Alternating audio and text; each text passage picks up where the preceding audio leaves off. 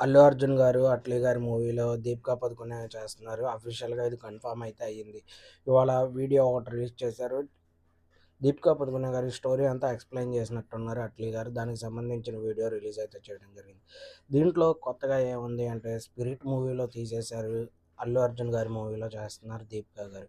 అంటే ఇండైరెక్ట్‌గా సందీప్ రెడ్డి వంగ గారికి షాక్ అనే చెప్పుకోవచ్చు. లేదా రాడ్ దించారనే చెప్పుకోవచ్చు. ఎలా అయినా సరే మనం మాట్లాడుకోవచ్చు. ఎందుకు అంటే సందీప్ రెడ్డి వంగ గారు తీసేయడం జరిగింది. దాని గురించి కొంచెం ఇలా ఇష్యూ జరుగుతూ ఉంది. ఈ టైంలో అట్లీ గారి సినిమాలో అదే అల్లు అర్జున్ గారు హీరోగా, దీపికా పదుకొనె హీరోయిన్‌గా కొంచెం ఎలివేషన్ ఇస్తూ ప్రోమో అయితే రిలీజ్ చేయడం జరిగింది. ఇది ఇండైరెక్ట్‌గా మరి సందీప్ రెడ్డి వంగ గారికి ఏమన్నా ఎఫెక్ట్ చూసి షాక్ అవుతారా? లేపోతే అసలేంటి అనేది మాత్రం తెలియాల్సి ఉంది.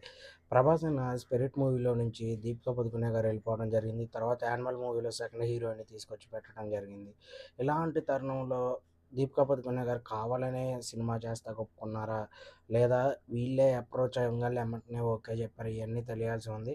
ఏదేమైనా సరే సందీప్ రెడ్డి వంగ గారికి షాక్ ఇచ్చినట్టే 'దీపికా పదుకొనె' గారు.